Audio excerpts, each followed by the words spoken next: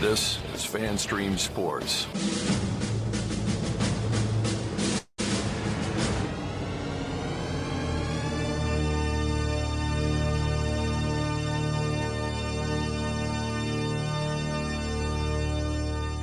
Can I please have your attention? And I need all of you to stop what you're doing and listen. The following program is recommended for mature individuals and may contain material unsuitable for morons, cretins, and dishwipes. If you are a moron, please turn off your radio, because we don't need any more stupid, narrow-minded, pencil-neck geeks who would know the First Amendment if it came up and bit them on the butt. Thank you. Yes! Here we go! I guess I want to take this opportunity to tell you a little bit about my pants.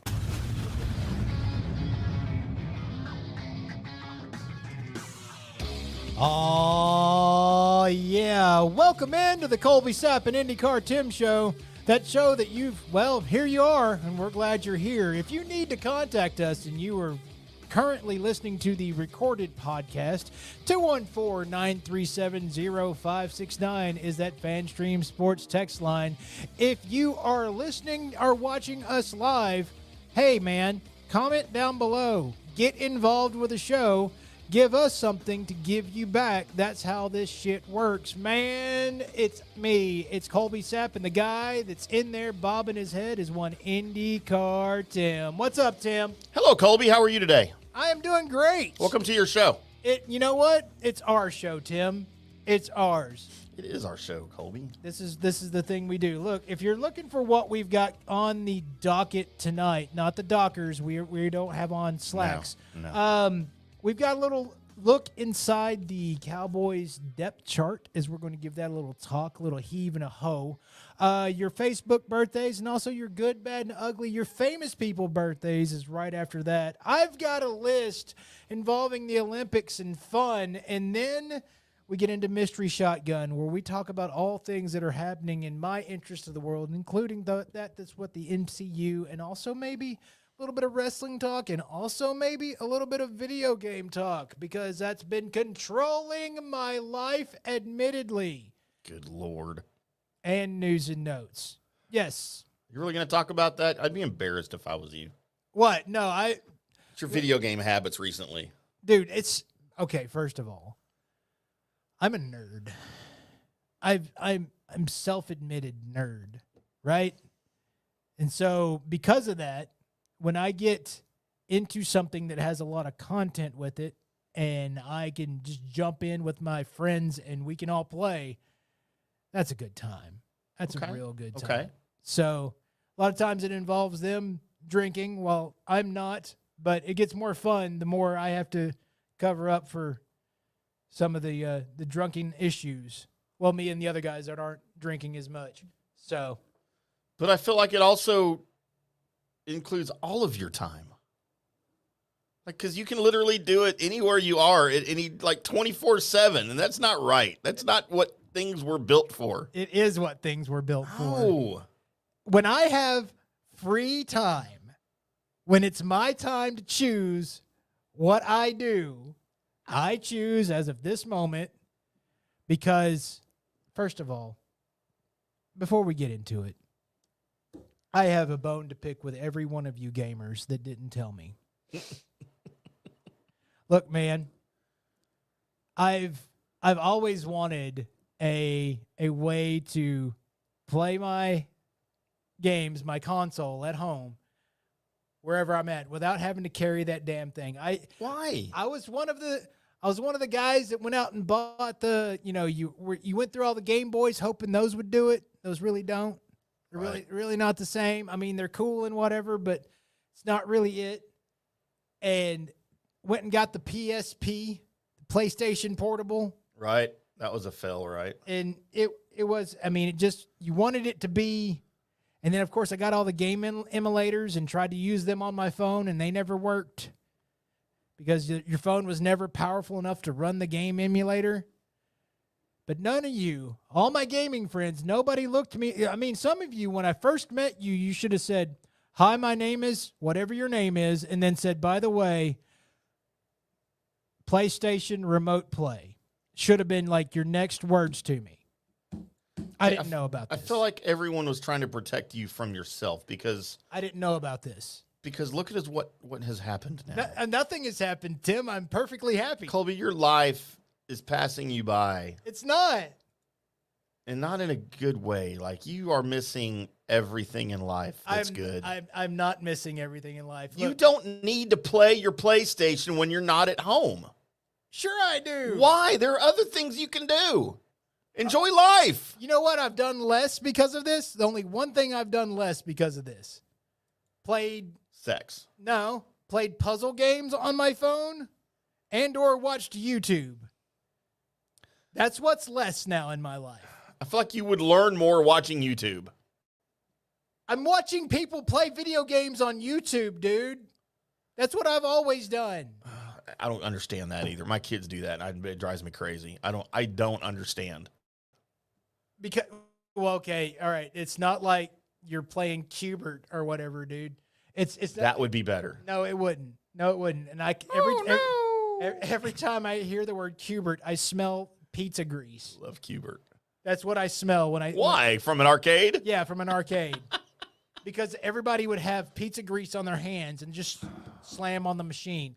No, man. No, because you watch that stuff so that because people are better at the game than you are. So you get tips and tricks. And you find out what they know, and you get better at the game. I just don't get it, man. I mean, you would if you ever got online with us. I don't know. I don't understand the constant need to look. And I'm the guy that wants to be constantly connected, right? Like I have to be like I have a story about this weekend where I wasn't, and it freaked me out. Right. But I don't understand the constant need to be playing a game. Because you haven't given it a whirl, dude. I've been playing video games my whole life. There is not one video game that I'm away from the house and I'm like, fuck, I got to play that right now. No, while I'm waiting for my table at the restaurant. What you're missing out on is the online play. That's what you're missing out on. You haven't done that a lot. No. So you get a bunch of your friends. Say it was, this would never happen, but say it's you, Gerb, Big Red, and me. And that's our gaming group. Okay. And so it's all jumping on, doing the same thing, but we're all just shooting the shit. Okay. And having whatever libation. It's basically. And I would do that from home. Yes. But I wouldn't do it waiting for a table at a restaurant or while I'm pumping gas. I've never done that. I swear to God you have. No, I've never set up. You have to have. The phone PlayStation while I'm waiting on food. Or pumping gas. You got weirded out because literally I can't think a lot of times when Gerb and Tim are doing From the Rough. By the way, you guys can catch that show usually before this show. And if you have any interest in golf, but also like shenanigans, you need to check that out. But a lot of times while you're doing the show, I can't really concentrate on any kind of show prep. So there's about an hour. Why? I'm in another room. I forgot to turn your headphones off today, though, so you heard the whole show. Right. And all right, I just can't. Right. It's that hour. So the hour before I'm prepping a little bit, the hour after I'm doing most of my prepping, and then I'm done. But the hour in the middle, I'm usually just sitting here trying to concentrate on my phone. Well, now I can concentrate on my phone that has my PlayStation and my friends there. And it's amazing. What would your father say to you about all this? You know who bought me my first Nintendo system? That's fine. My dad bought me my first Atari 2600, but I wasn't playing it at the studio show prepping. Right, because you couldn't do that at the time. No, and nor do I want to now. I don't understand that need. It's not a need. It's a want to. It's not a need. I don't understand the want. It's like, you know what? I have the option now. I can, I don't know, watch some stupid show or an anime or something. Watch TV. You have 72 TVs in the studio with you. Why? Why not? Because I like picking whatever I want to watch. I want to watch this now. Well, we have multiple channels. Yeah, you don't have to flip channels. You can just be like, you know what I want to watch? That. Well, you got to find it. You got to search for it. Or you know where it is. Oh, man, I just don't get it. Start it from the beginning. But yeah, no, instead of doing that, now it's like, you know what I can do instead? I can jump on a little Grand Theft Auto. Yes, I'm playing a 10-year-old game. It's been 10 years. The thing's been out 10 years, and I'm just now finding out about it because me and my friends were a bunch of COD simps, and we didn't know another game existed because that's all we played. You were what? COD simps, Call of Duty fans, and we didn't know another game existed. We've played that game for a long time. Oh. So, yeah. All right. Well, good for you. I'm glad that you found something that you think makes you happy. I am happy. Okay. You should see my jetpack. It's cool. I thought you were about to say something else. I don't want to see that, sir. So now to flippity flop, as Tim has complaints because his weekend went awry because he had the bumble fungus of his butt and also something else. Colby, I did not have herpes mouth sores. Okay. It was much more serious. Uh-oh. As you've heard me complain multiple times on this show about my cell phone bill. Mm-hmm. Because I got 47 kids that I pay for all their cell phones. Right. Pay for mine. Used to have a tablet. Sorry, not a tablet. An iPad. It's not a tablet. And just multiple things that I paid for. And my cell phone bill every month used to be upwards of $450. Wow, that's bad. I've since got that down to about $360, $370. Still not great. No, and I still complain every time I have to pay it. So I thought, man, screw this. I just saw Deadpool Wolverine. I like Van Wilder. I'm going to his phone company. I'm going to Mint Mobile, Colby. All right. And look, by the way, I found out in my little research, Mint Mobile is owned by T-Mobile. Right.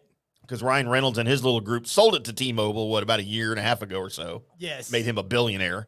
Yes. And he only owned like 14% of the whole thing. Like he had nothing. But so look, I don't care. I just need to save some money. And literally my whole bill, my entire bill was going to go down to about $100. Wow. Because it's prepaid. There's no taxes, no nothing. It's just all prepaid. I just can't miss the payment or we, lose our phones or whatever, which that's how AT&T worked anyway. So look, I did all the research. I go to Mint Mobile. I order now I just need 4 plans. My 4 plans. I prepay for 3 months up front because that's their special deal they got right now. 3 months, $15 a month, any of their plans. Wow. So I paid $180 for the next 3 months of cell phone service. Pretty good. It's not bad. And I was going to stash what I would normally pay away and save it, right? So I'm playing this very carefully to work out so it would be at the end of my billing cycle with AT&T, so I wasn't giving them free money, and I wasn't losing out on what I'd already paid. I tried to formulate this on a specific day when I knew my cycle ended. Gross. And I ordered women take care of your cycles.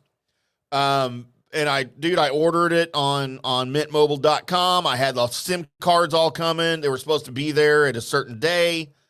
They showed up. And I had a couple of days to play with. I had it all figured out. It was working perfectly. Uh-oh. That's never a good sign. Had already checked with AT&T. Yeah, you're good to go as long as, your cycle doesn't restart and, all your phones are paid for. You're fine. Right. Everything will be unlocked when you just request it. Sweet. Well, at some point, after I'd gotten the SIM cards and like the day that it took me to activate everything, my billing cycle started over. Oh, dear. And now I owed AT&T another $370 for another month. Gross. Which I'm like, okay, and I didn't know this yet. So I put the first SIM card in my phone because they say you got to do the account holder's phone first, right? So I put that in there and I'm going through all the steps. Killed a damn spider, Colby. I need to make a short of that. So I go through all the steps. I transfer my number, and then I go to activate the phone. And sorry, cannot activate phone. Please call AT&T customer service. Like I feel like I got this. Oh, dear. I'm like, okay, I just checked with them 2 days ago, and this was all good to go. So I go on my online account and I see my balance due, $369.28 or whatever the hell it was. And I'm like, no. So I'm like, fine. You know what? I'll stick with AT&T for another month. I'll pay it because I have like 3 months to start my account with Mint Mobile. Right. Like 90 days, right? Before you even start, it starts. I'm like, no big deal. I've already ported my number to Mint Mobile. Oh, no.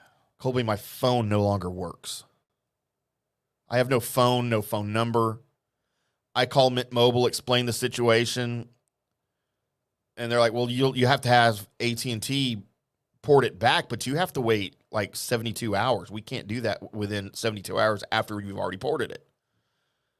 I'm like, so I'm going to be without a freaking phone for 3 days? No. I use my phone for work. Everything I do is on my phone. Right. I've had this same phone number. They're like, well, you can get a new phone number. I've had this phone number since 1998. Right? My phone number is older than 5 of my 6 kids. Uh-huh. It took me a day and a half to get this resolved. I finally called AT&T. Apparently they have a special department for situations just like this. Here I think I'm in this weird scenario where surely this has never happened to anybody before. Right. And I get this very nice young lady, very flirtatious, by the way, too. Huh. And it wasn't Indian or anything that I could tell. And By her explain voice. this, yeah. Explain the situation to her, and she kind of laughs. She's like, all right, I need this information, this information, this information. We can get this done in 5 minutes. I'm like, what? It's been a whole day already, and I've been freaking out. I didn't hardly sleep. And I was dealing with my other shit too, right? My sickness that I described to you. I was dealing with gastrointestinal distress at the same time all weekend. I still don't know what happened. It's probably the stress from not having your little binky phone. That was before that. It started Friday night. But so I had to call Mint Mobile back, and the lady at AT&T is like, well, they're going to give you problems about this because they don't want you to switch. They're going to tell them you can't do this. They're going to tell you I don't have that information. And all it was my account number, which I never got because I couldn't activate my phone, although I had an account number because now they own my phone number, right? right. So I called. Guy couldn't have been sweeter, man. I explained the situation. He's like, yep, here's your account number, and you're going to need to give them this transfer PIN, which was the last 4 of my phone numbers, I guess, how they operate. So then I had to call back AT&T, the Port Authority line, whatever service, and thinking, man, I'm going to have to freaking start all over, but it's worth it. I'll get my phone number back. And into the back of my head, I'm like, this is never going to work. It's not this easy. No. This will never freaking work. Uh-huh. And of course, you don't get the same lady, right? I got some dude, and I'm like, I said, look, I've been dealing with something. Can you please look up my account and please tell me there's notes and I don't have to go through this whole shit show with you again? He's like, yeah, give me 2 minutes. You know, like, what's the number you're calling about? And I'm like, well, that might be an issue. Here's my AT&T account number. He goes, okay, even better. So I can hear him laughing. You know, he goes, you are probably the 100th person that I've talked to that's dealt with the same thing this month. I'm like, really? I thought I would be unique and like the only one that's ever happened. He's like, no. He goes, do you have that account number and the PIN? I'm like, yep, here it is. And I hear the typing, I hear the background call center noise. He's like, all right, I'm going to send a text to and I'm on our Google Voice number, right, for the station. Yeah. Because that's all I had on my computer. He goes, I'm going to send a text to the number you're on now. Give it 8 minutes and restart your phone.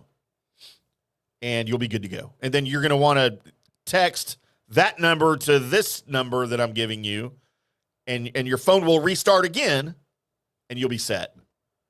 I'm like, there is no effing way, dude, that this is going to work. He's like, if you have any problems, call us back. He goes, here's my direct line. Nice. I'm like, all right. Dude, I'm watching the clock. It was like 2:32, and I'm like, I got to get to 2:40. 8 minutes. So sure enough, restart my phone. Dude, the little SOS at the top is gone. I'm showing bars. I'm showing service. So I got the little 5-digit number, and I texted the little code to it. My phone goes through this thing, restarts. Boom, it pops up AT&T. Bars. First thing I did was make a phone call. So whenever I try my phone to see if it's working, do you know what I call? Time and temperature. 214-555-1212. Oh, my God. My entire life I've done that. To check if a phone is working, I will call that number. And I did it. And as soon as I got the, we went through this the other day, whatever the bank is now. Bank of America. Thank you for calling Bank of America. Did you know you can? And I'm like, yes, it worked. And I got my phone back. But it was bad, man. So I want everybody to recount the order of this conversation, as Tim in there was really just appalled at me. I still am. For my love of electronic games, as the kids call them now, video games. Video games. Yeah. And the internet and using that to bide my time. He was forced to go Internets. a day and a half without his phone. And it gave him intestinal distress. And tremors.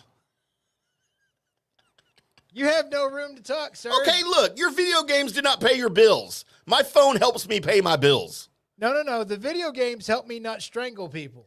Okay, that's entirely unrelated It's not. to paying your bills. Because I'd have a tough time paying my bills if I was like in jail or something. That's true. Yeah, so there you go. I mean, you've punched people for way less than that. I have.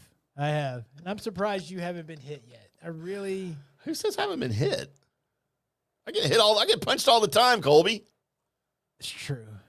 Like way more than most people. Because I can't keep my mouth shut in a bar. No, I'm saying by me. Oh, now that is surprising. Yes, I agree with that.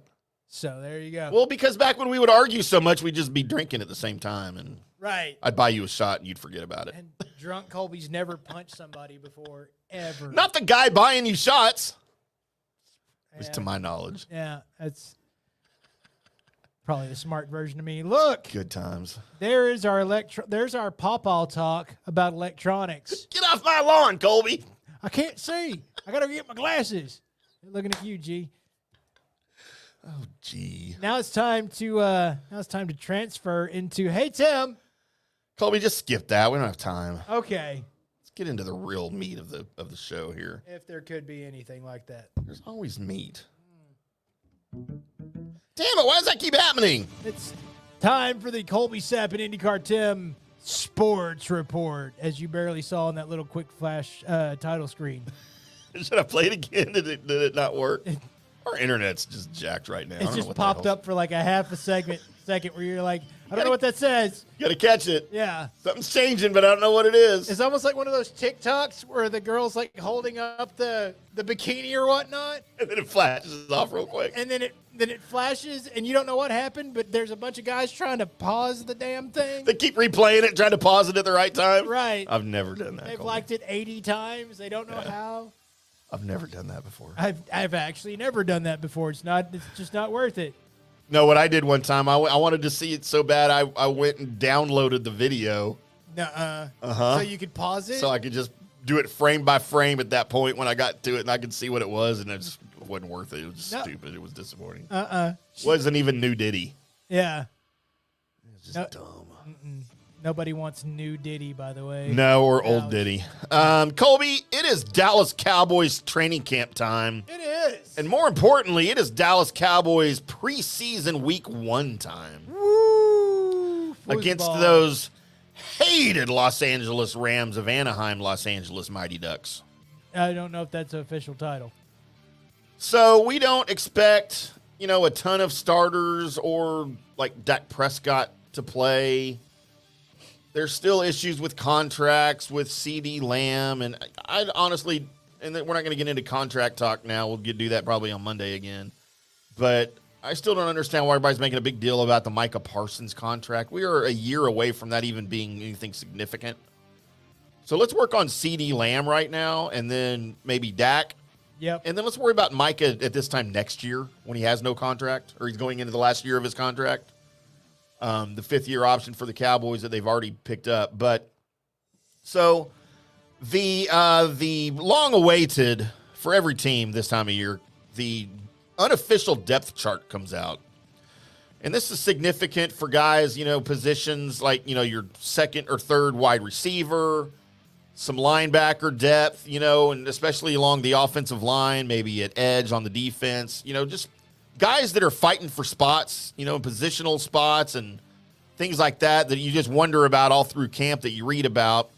Well, the team releases, about this time right before the first preseason game, what their depth chart is going into that preseason game. Right. And this is what getting choked up now about my AT&T story. That non-Indian chick sounded hot, by the way. You've stated that. So, kind of didn't want it to get resolved. I was kind of hoping I could get her phone number. Oh, flirtatious is what you said. Yeah, very flirtatious. I could flirtatious back. But so some interesting, and I gave you a copy of the depth chart. I have it here. And maybe one of the more interesting things here is on your wide receiver list, as you've got, of course, CeeDee Lamb listed, who is holding out, right, which is interesting. But it's interesting that the Cowboys have CeeDee Lamb and Jalen Brooks. So the first two are going to be your starters. And not listed on here, but what I read about was Brandon Cooks as your third starter, which means Jalen Brooks will have beaten out some of the guys in camp for that, what you would consider the third spot.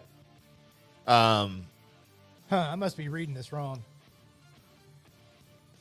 Because I've got the starters as CeeDee Lamb, Tolbert, and Cooks. Oh, there you go. My bad. Yes, sorry. Oh, yeah, they've got it listed weird. Okay, that's why I couldn't see Tolbert. Sorry. So you've got CeeDee Lamb, and that's exactly what I said. Brandon Cooks. I said Brooks. I meant Tolbert. And Tolbert, your third guy, your wide receiver 3, essentially, right? Which is what Tolbert would be, because Cooks and Lamb, obviously, your two top starters. But on the fight for your, I guess, your backup third or your fourth, they've got Jalen Brooks, which means that he's going to have beaten out guys like Turpin. Okay, yeah. Who really, I don't know. We know he's a returner. He's a return specialist. And he does have some significance in the offense. We know last year he ran some rushing plays. Right. Some end arounds, things like that. But. Hello? What the hell's happening right now? I don't know. Oh. I swear to God, he never knows when I'm on. It's Norm. I have to call Norm back. Jeez. Oh, jeez. Norm, who I pulled that awesome drop for the other day, then I totally forgot. I'm an adult. I know what I was getting into. I knew the fine was coming, and I also knew how much I wanted to be an agent. So yeah, let me pull up what I had here for my reference here for all of this, because there's several interesting parts of these positions. Wide receiver is just one of them. But the fact that even on your top 3 starters, Jalen Tolbert being listed as a starter alongside Cooks and Lamb, and again, we're assuming Lamb joins the team at some point here, is impressive for Tolbert, because he's not had the best first couple of years. He's not. He's looked okay in camp. Going into camp, if you were tell me, hey, who do you think is going to be your starting wide receivers? I probably went CeeDee Lamb, Brandon Cooks, and Jalen Brooks. Okay. That's probably where I went. And your fourth wide receiver was going to be Turpin. Okay. Just for his flexibility, scat back, right, deep play, his speed. You really need that deep ball to be pulled off. That's where I thought there was. I don't know why, and maybe it's because every time I look at Tolbert, it's not enough. It's like I know what the film said. Yeah. Coming out of school was that he could be something. Mm-hmm. But then I haven't seen that since then. So, as far as the wide receiver battle, that's a good place to look. I don't know if there's going to be much of a battle except for that third spot. Right. And I think it's between your Brooks, Tolbert, and Turpin, who could get that. And really, if you're using it as more of the slot guy, and you're using basically I know they're going to move CD around, but a lot of times, he's just going to be moving wherever the play's going. Right. But you're still going to need the guy over the middle and the deep guy. Mm-hmm. Well, I think Cooks and Tolbert can flippy-flop that situation. One can be the deep guy one time, next he, guy over the middle the next time. So the wide receivers there, that's what I see going. And it's hard for me with a preseason game coming up to get past what I really want to see in these preseason games. Which is what? Trey Lance. Because you're going to get a lot of Trey Lance, Tim. And is it going to be good? I don't know. It hasn't been in camp from what I hear. No. Trey Lance needed to be your number 2 quarterback this year. He did. To show anything. And it's Cooper Rush to beat you out again this year, that's not saying a lot for him as a player. No, so I don't think Cooper Rush needs the reps in game, right, in preseason. I think the guy that needs the reps is Trey Lance. Get him out there. Get him out there for 3 quarters. Let him go and see. And as far as who else you've got at the I don't even care. I mean, you don't have really a 4th quarterback. No. There's going to be somebody, right? Don't we have a camp body of something that's just going to be out there? Yeah, we'll always have a practice squad guy, who that's all he'll ever be. Right. But so another interesting aspect of the depth chart that caught my attention was on the offensive line. If you will notice, Colby, you've got some veterans like Chuma Edoga at left tackle. You've got Brock Hoffman at center. The Hoff. Don't hassle the Hoff, Colby. That's right. But look at high draft picks like Tyler Guyton and Cooper Beebe, all listed as backups here. I know it's week 1 of the preseason, but you need Guyton and maybe even Beebe as well to be starting this year, don't you? I think you do. I think you need Beebe to be your center. I just said don't hassle the Hoff. I'm not sure if I'm ready to see him permanently in front of Dak Prescott. Yeah. And Guyton, I think I need them both. Yeah, let me just go ahead and say it. And I hope that, Chuma and Brock prove me wrong. Well, I mean, again, it's early, and I will be watching the game against the Rams. Maybe more look, I think the last 2 seasons, I haven't watched a lick of preseason football. Not one game. This year, though, I've got some interest here with the Cowboys. I want to watch this wide receiver. I want to watch the wide receiver battle. I want to, especially this offensive line battle. And I want to watch some of the linebackers, too. We got some new guys here. Eric Kendricks, of course. You really need, man, who's the new kid, the Leafau guy? Where are we looking? Linebackers. Oh, Marist. Yeah, I don't know anything about him, but got him here listed as a starter. And you've got a lot of depth in the linebacker position, like you normally do, especially this time of year, right, to pick from. Well, the fact that he's in front of DeMarvion is not that shouldn't last. Well, you would think. That shouldn't last at all. Because of what we saw last year, that was going to be one of the keys to the success of the Cowboys at the linebacker position. Was him covering and him, making sure that everything was taken short up while Micah was pass rushing. Right. So, and Micah's supposed to be moved around. Like Zim's going to move him around a little bit this year. He's not going to be lined up on the defensive end a lot. Or primarily. I won't say a lot, but primarily he won't be lined up on the end, I don't think. Now, I tell you, I have a secret want now for these preseason games. Okay. And that is a no-hitter. No. And that is that Snoop Connor scores a touchdown. He's not making the team, Cole. I need Snoop to score a touchdown. What if Snoop and Deuce are on the field at the same time? Man! How'd you like to snoop out that Deuce? That is on. You know what? At that point, I don't know why, but I feel like we'll just call our backfield Peanuts. You have to. Missing an opportunity if you don't. That's right. So yeah, and then the other thing that kind of struck me, and we touched on it briefly, is the quarterback situation. Rush listed as number 2 behind Prescott, ahead of Trey Lance. To me, that's interesting, and we talked about why. But if you look at the running back, you've got Elliott as the top running back. Right, no surprise. And then Dowdle listed, of course, under running back as well, but also under a kickoff returner, which he's done a little bit, and Vaughn's done a little bit of, but that I've never seen him on the depth chart as a kick returner. So that interested me. I don't think I have either. Right? That interests me just a little bit. And he's listed ahead of Vaughn, right? Like, that was interesting to me.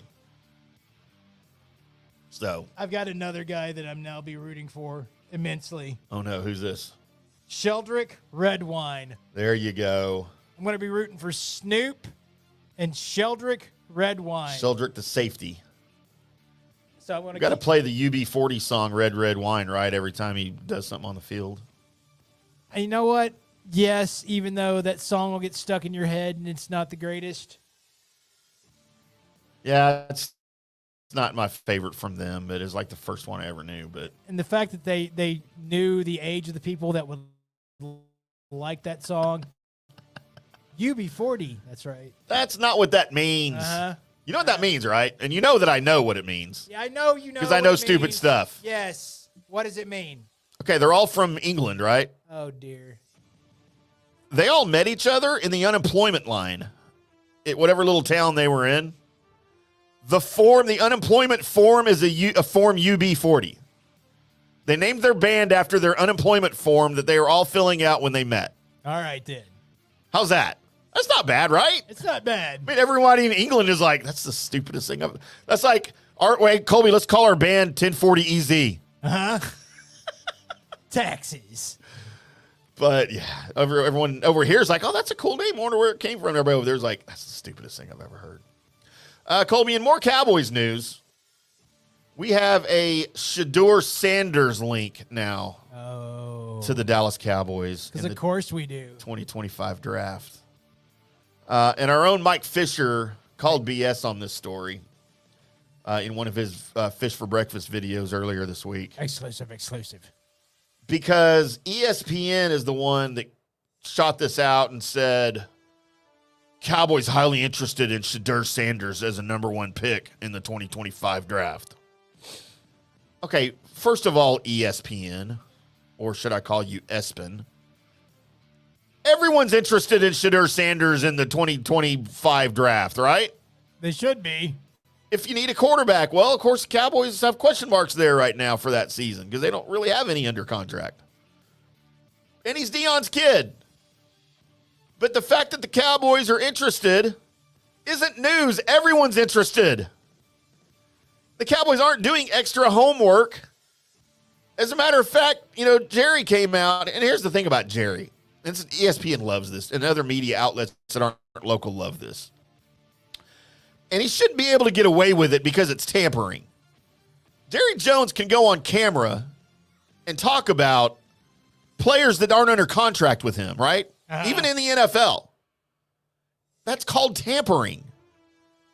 Like, organizations get fined for that. But you know what? The league knows. Oh, that's just Jerry. This is Jerry being Jerry. That's the marketing genius of Jerry. He doesn't mean it. No. So we're not even going to address that, But he does that for a lot of players. He did it when Johnny Manziel was going into the draft. He did it. Who are some of the other players? Hell, he did it back when Randy Moss was going to be drafted. It's just Jerry. That's the way he does things. Shoulda, woulda, coulda. But look, the other speculations are that if Shedeur comes to Dallas, Daddy's going to be the coach. ESPN said that they'll come as a package. They'll be a team. And? How many times has Deion Sanders come out and said, not just I don't want to coach the Cowboys, but I don't want to coach in the NFL. I can't handle that. He has said that on numerous occasions. Until the money's right. No one's going to pay him Dion money to coach in the NFL. Well, maybe the Panthers or the Jaguars or somebody, right? You don't think Jerry would? No.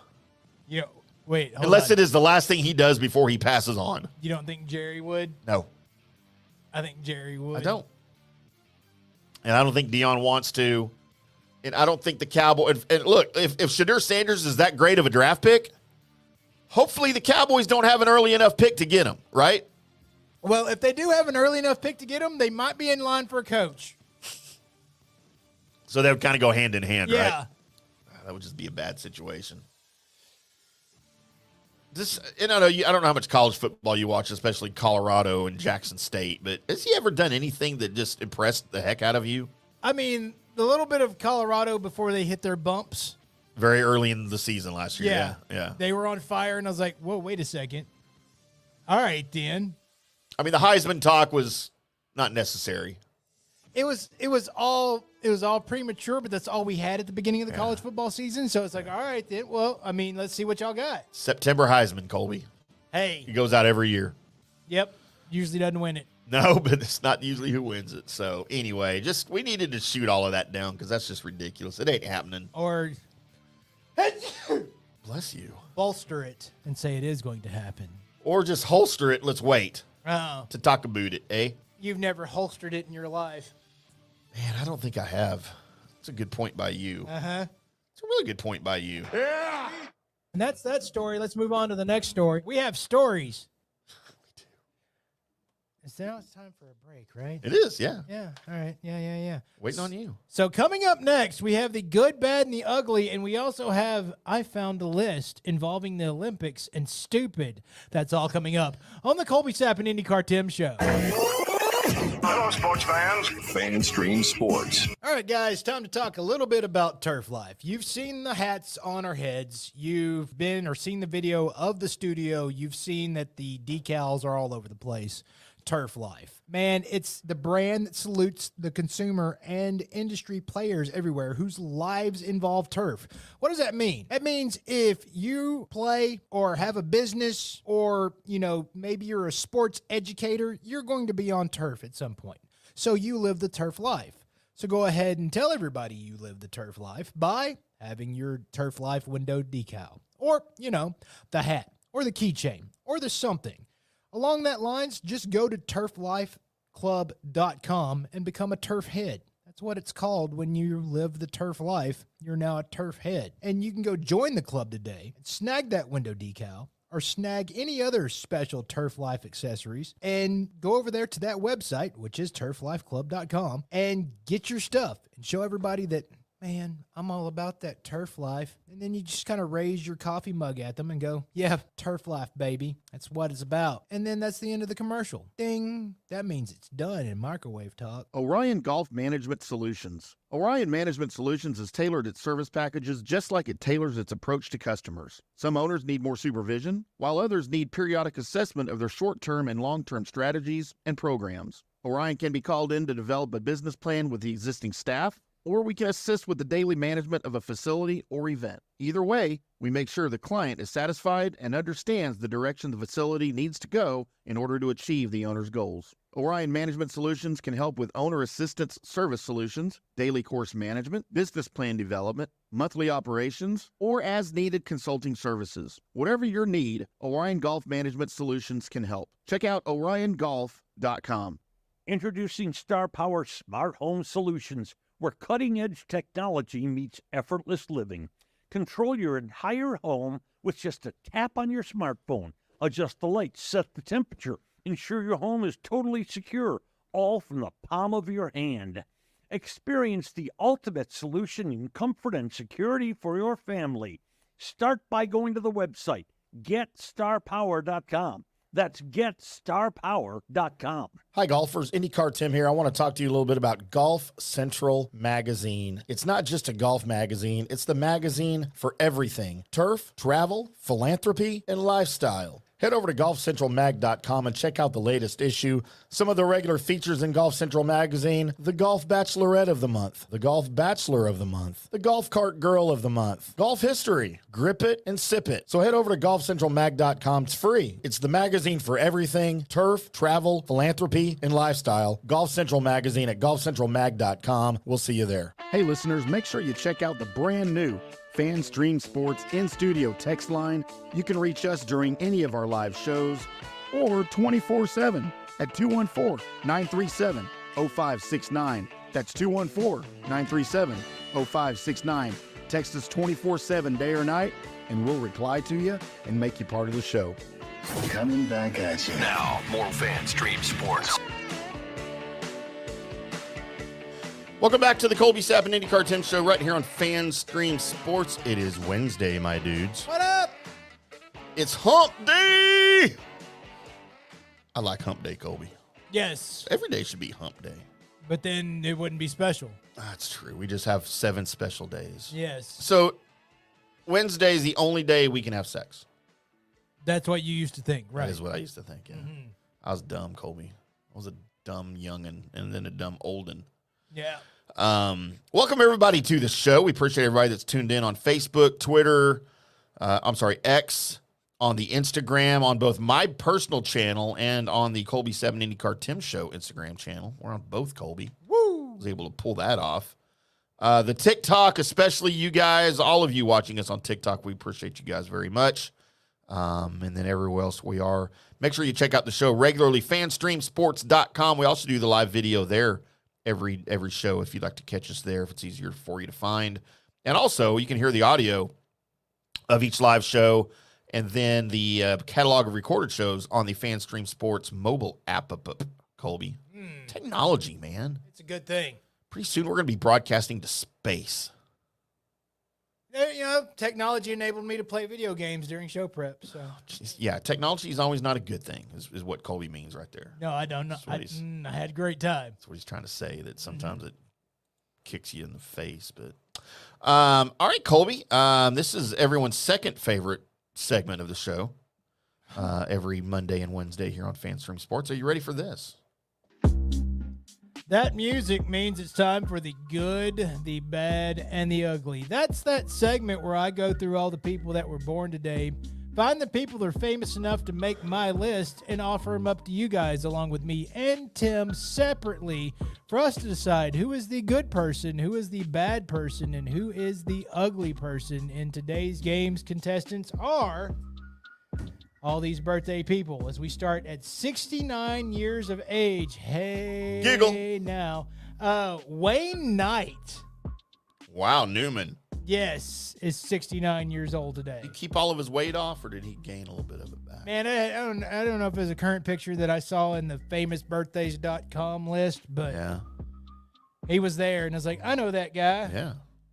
He's pretty famous. He's been in a lot of other things. Of course, Jurassic Park. Yes. He got eaten, right? Trying to steal the whatever it was. Uh-huh.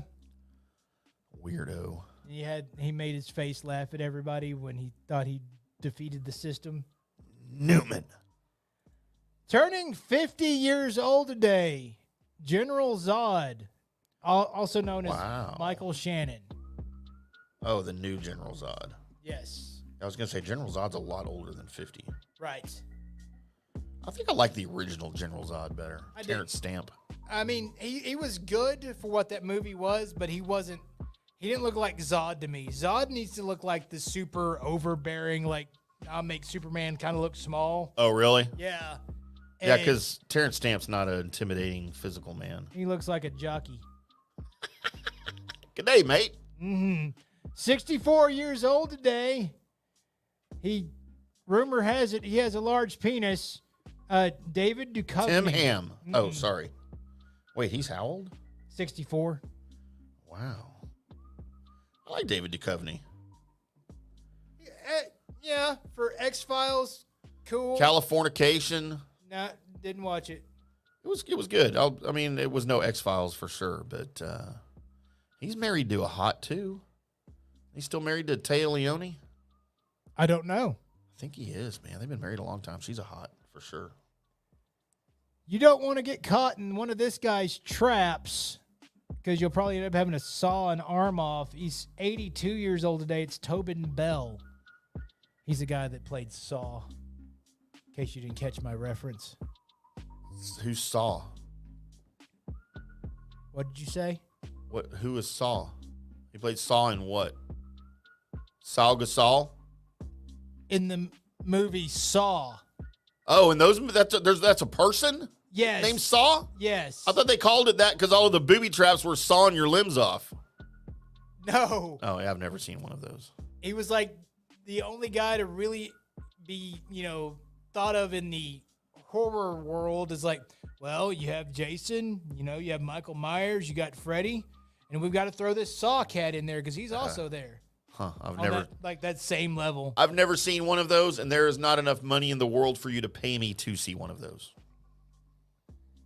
I'm okay with you not seeing it. It's just the fact that you'd never heard of it. No, I've heard of the movie franchise. Okay. I didn't know that it was a guy though named Saw. I didn't know that.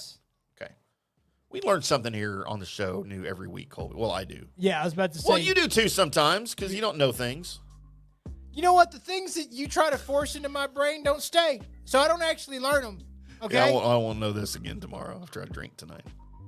29 years old today, and really should have had another run at Supergirl, but thanks, Flash. Sasha Calais. She was a good Supergirl. She's cute too. She looked more the part of a different Supergirl than what we're used to. But yeah, that was cool. But she can do whatever she wants because she's cute. The guy that runs with the football like he's got Flintstone legs and may not also, he may have forgotten more plays than he's remembered because of video games. Kyler Murray is 27 years old today. Colby, I predict Kyler Murray will be out of the NFL within 3 years. I don't not see that happening, but I kind of hope that he's like, you know what? Let me. I mean, if he hasn't done it by now, right, he's probably not going to change his ways, right? Well, he's got all the money in the world. It doesn't really. Well, he had that before he went to the NFL. Though his family's rich, his daddy's rich, right? I mean, so there's not really anything pushing him. No motivation to go farther, except for more money to buy more video games. That's right, and you know what? I'm okay with it. And PlayStation Remote Play or something. Hey, man. Can you see him like at the quarterback meeting the day before, I don't know, like they play the division, like the 49ers, and he's sitting at the back of the room, his feet propped up on the chair, the metal folding chair in front of him.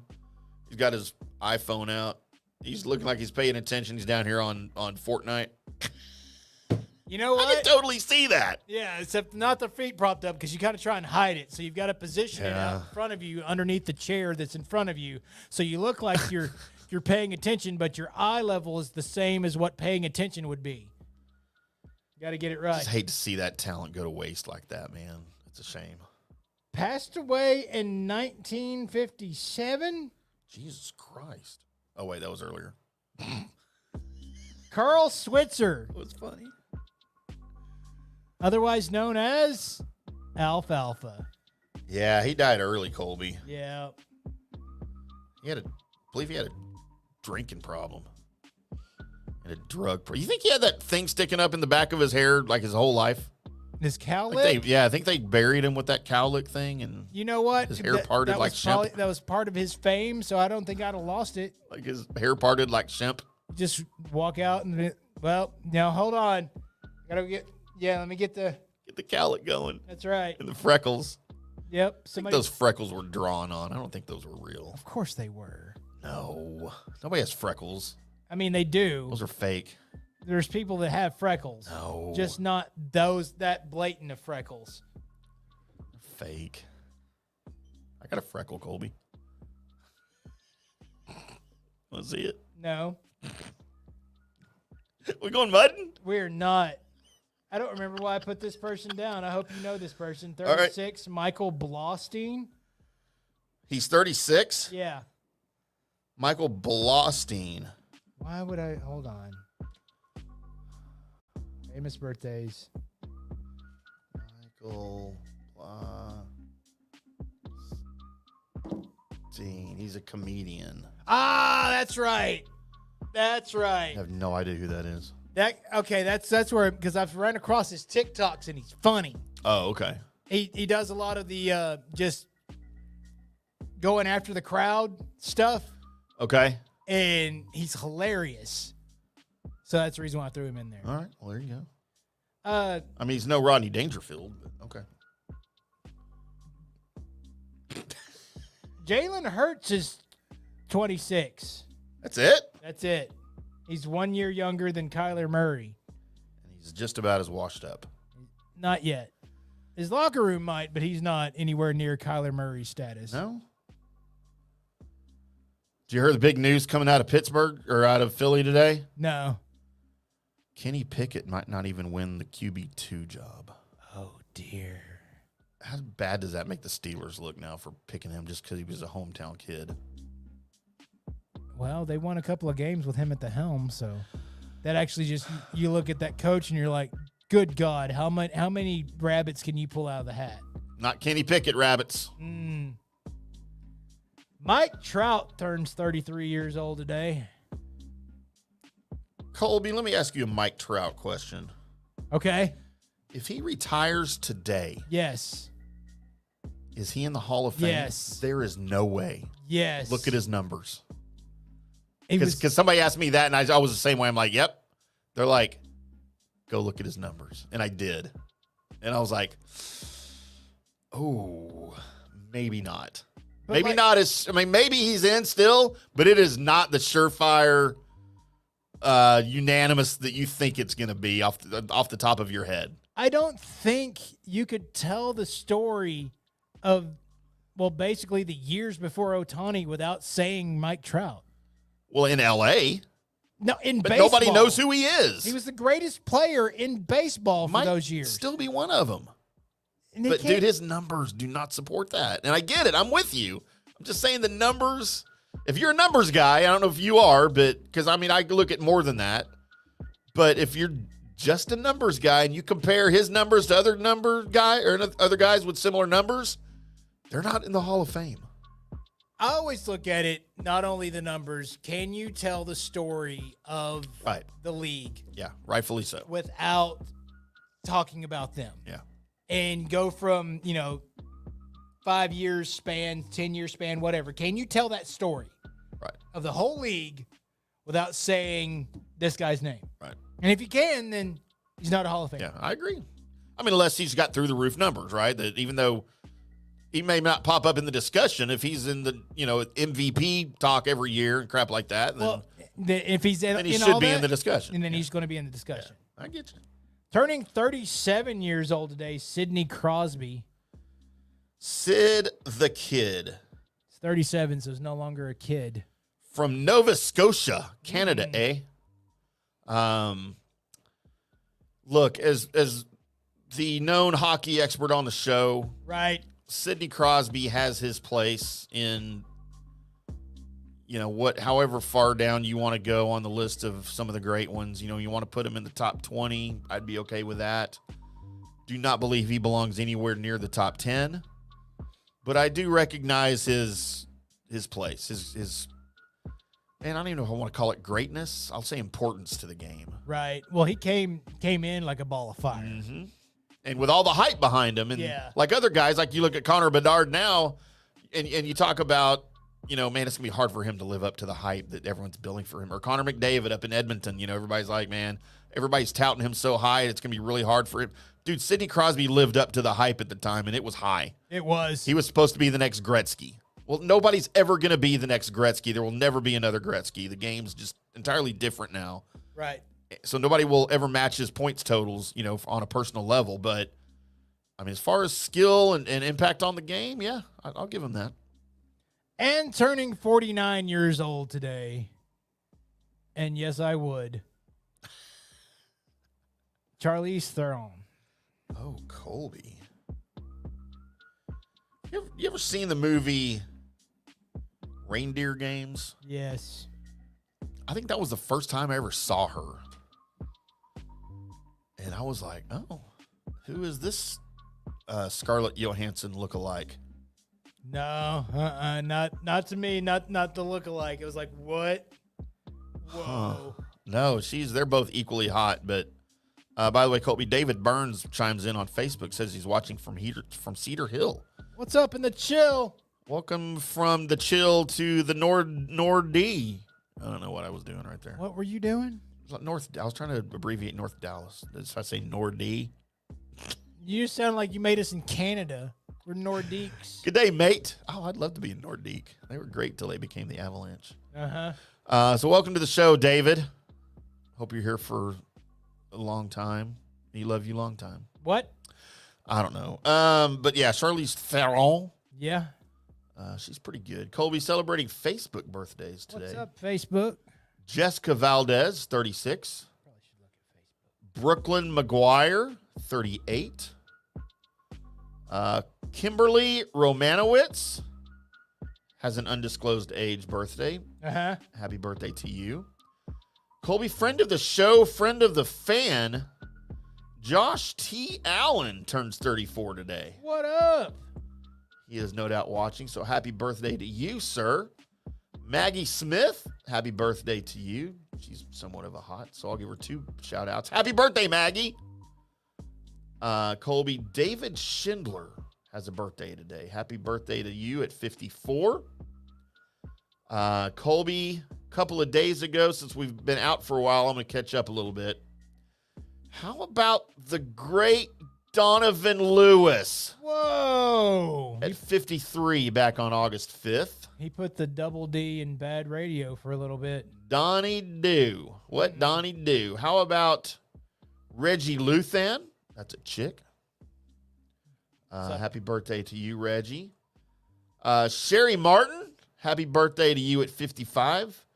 Kind of stalked her on Facebook for a while. We have a lot of mutual friends, but we've never met. So I kind of stalked her a little bit, thinking like, maybe I'll just slide my way into those DMs. It never happened.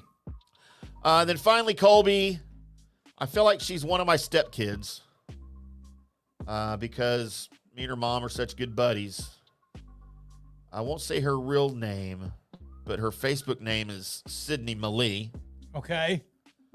She knows who she is. She's also a good friend and ex-coworker of my oldest son, Zach. All right. So happy birthday to you. She's a sweetheart like her mama is. And you find anybody on Facebook? I did. One birthday shout out, and I didn't really have to look at Facebook, is Sybil's daddy's birthday was yesterday. Oh, you had to look that up. No, because I sent him a text yesterday. Oh, okay. You remembered. So, yeah. So, happy birthday, Mike. Oh, and I got an extra one that I totally forgot about because it's tomorrow. I've already wished her happy birthday on Facebook. One, Gwen Grisham Locke. Colby, I've known Gwen since she was born. Me and her older brother grew up together. And honestly, she was like my first, I'm going to marry that girl. But she was kind of young. Uh-huh. Well, so was I. We're not that far apart in age. Like, what, 5 years? Okay. So I was like 18 and she was like 13. I was like, marry that girl one day. That's bad. That's bad. Well, not then. I was going to wait. So, but she turned. Another instance of Tim trying to groom his next wife. You can't groom him, Tim. Why? You can't. Says who? Says everybody. The everybody? The everybody, Tim. Everybody had a meeting while you weren't there and decided that was wrong. Well, I should have been invited to that meeting then. I would have protested that decision. It's wrong. No, but she'll always have a special place in my heart. So I wished her a big happy birthday yesterday on the Facebook. Uh-huh. It was a fun time. But there you go, Gwen. By the way, her son, Tyler Locke, a huge Tolo.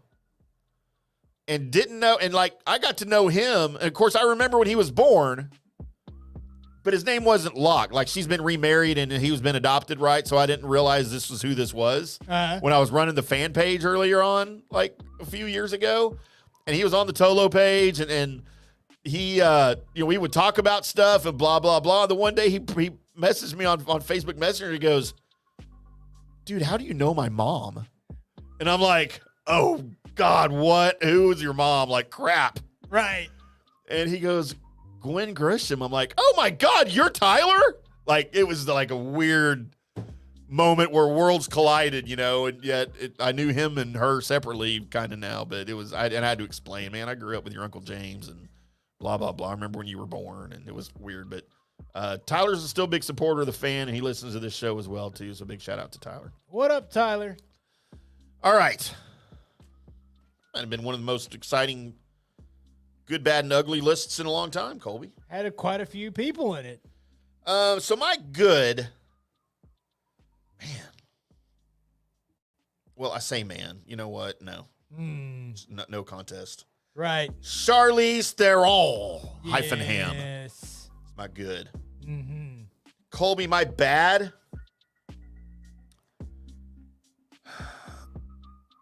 I'm going to go with Kyler Murray. All right. Keeping it in the sports world. But my ugly, I got to go with Carl Schweitzer, Alfalfa. All right. Could have gone Wayne Knight. You could have. But I feel like Alfalfa was uglier than Newman. I don't think Newman. so. No? Mm-mm. All right. By the way, you and I have the same goods because Yeah, that's if she'd been more open with me sexually, I'd make her an all-time good. my bad. I mean, there's a few that I could go with here, but I think I'm just going to have to, I've got to tag along and go with Kyler Murray because he's literally messing up what should have been a promising NFL career. Mm-hmm. And my ugly, that's Wayne Knight. That's he's not I mean, he's made money off of not being a good-looking individual. Yeah, lots of people have done that, right? Like, so, and if you're going to be ugly, might as well make be money. Famous. Look at Steve Buscemi. That dude, have you seen him try to not? Yeah. He actually pulls it off. He cleans up pretty well. He just doesn't do it very often. No, because a lot of his movies don't call him to. They don't want him to be, huh? Right. That's just especially in some of the Adam Sandler movies, he's the ugly one, right? And that's just who he's supposed to be. So good for him.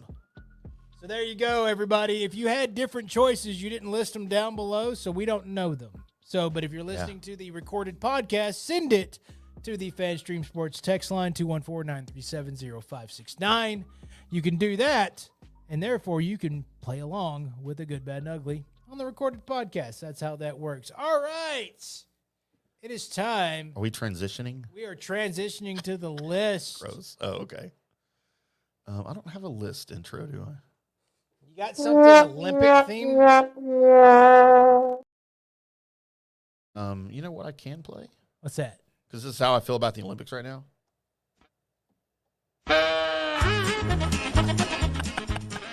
Is that not good? I mean, if that's what you want to go with. Now let's go fine. with this instead. All right. Some background. By the way, did you see the girl that did the dive in the Olympics today? No. That she was. Did she miss?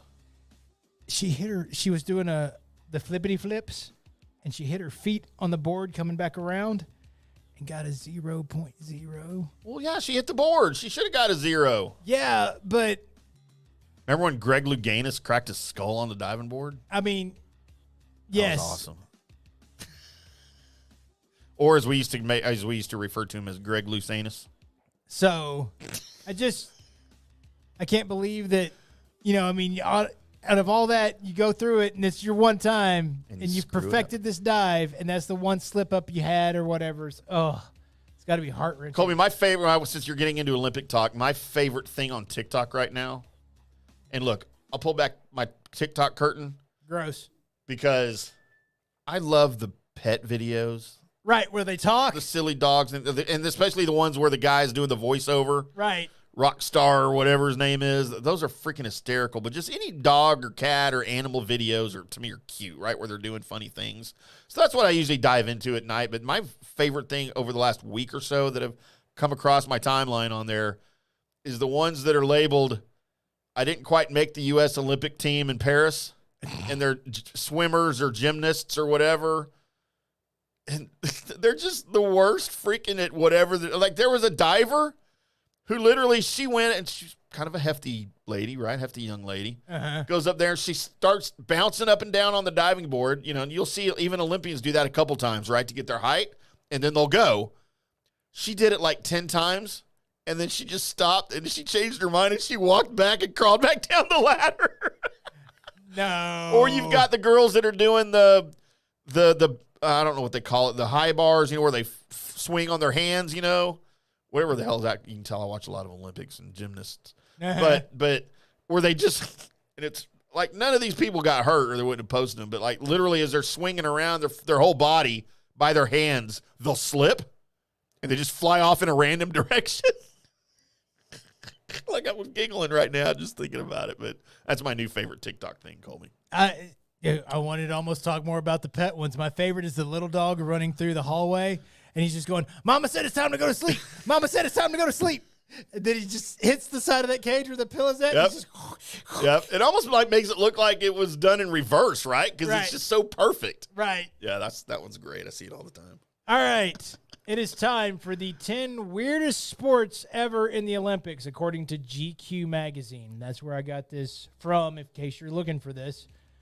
Starting out at number 10, the title of this irritates the shit out of me. It is solo synchronized swimming. What? What is the point of that? So synchronized swimming, for those that don't know and don't watch Olympics, is when more than one person synchronize their swimming ballet. Do it together. And you grade them by how well they're doing it together. Solo synchronized swimming, otherwise known as artistic swimming. What? Autistic. Artistic.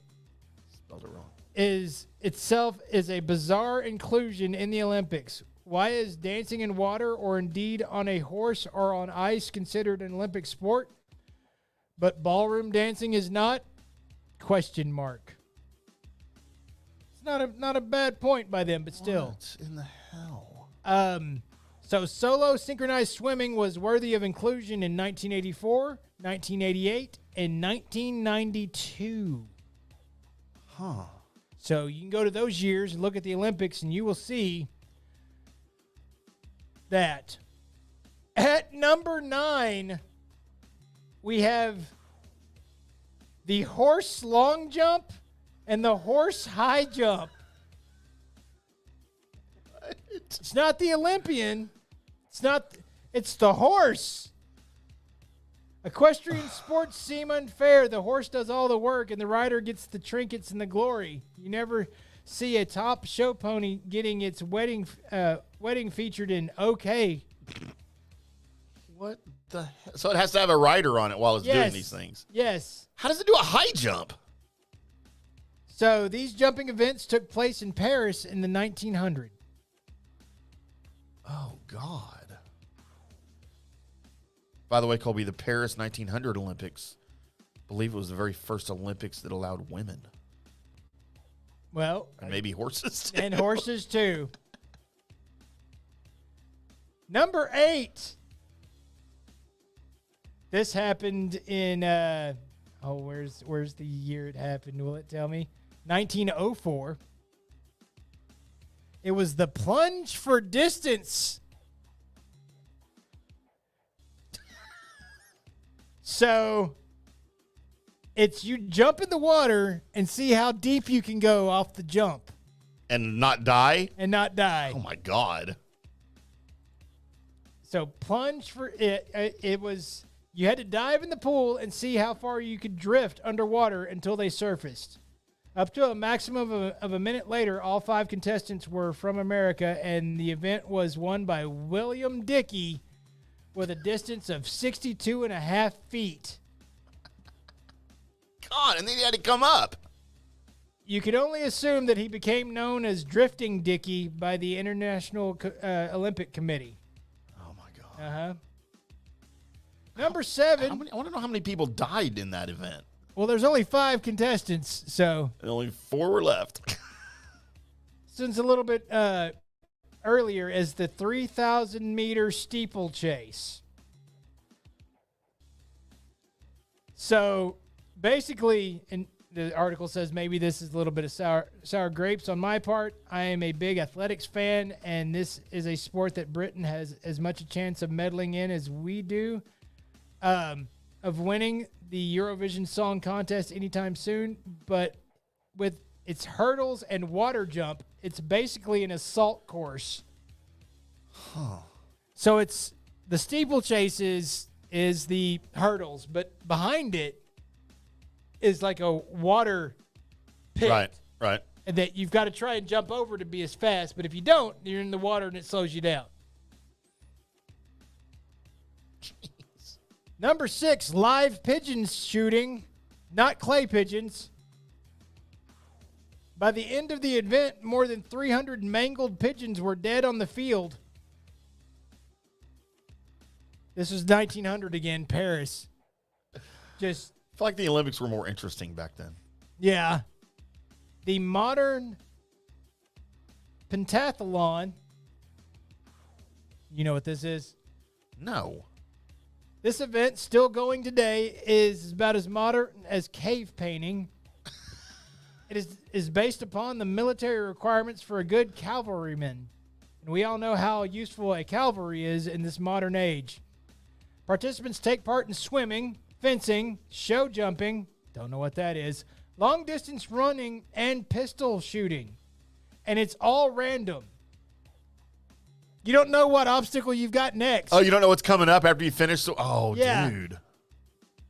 I like that one. At number 4, they had, in 1912, they had pistol dueling. Now, this wasn't you shot each other. This was they had mannequins up, and there was a bell, and whoever shot the guy first. Oh, okay. So they weren't pointing the guns at each other. Right. See, that's kind of interesting for today. It might be. Who's got the quick draw? Especially if you could set the mannequins up to look like political figures. Right. Who knew in Paris 1900, by the way, we need to go review these Olympics a little bit more. I'll find video. The 200, I don't think that exists. The 200-meter swimming obstacle race, basically wipeout, happened first. I bet Bob Costas called him for NBC. Right. So, can you imagine the ramps, the water, I don't know, the big ball, whatever. Right. It's just wipeout, but it's the Olympic form. It's an obstacle course in the water. Country versus country. Yeah. Now, do you have other countries triggering the obstacles? Like, that would be cool. That would be cool. I could get into that. See, I feel like they're doing the Olympics wrong. They used to do them right. Right. Colby, breakdancing is a medal sport. You know what? I'm here for it. No. From 1912 to 1948, didn't know this, medals were awarded for a sport-inspired artworks for architecture, literature, music, painting, and sculpture. Art was an Olympic sport. I'm out. It's not fair. Italy had like Leonardo da Vinci. And finally, we go to Paris 1900 again, because in those Olympics, you had live poodle clipping. What? Like the hair or the nails? Everything. You groomed the whole poodle. As an Olympic sport. As an Olympic sport. You were timed. Can you imagine how nervous those poodles were as these people come running at them with scissors and shit? Oh, poor puppies. I want to see the guy do voiceovers on those. Right.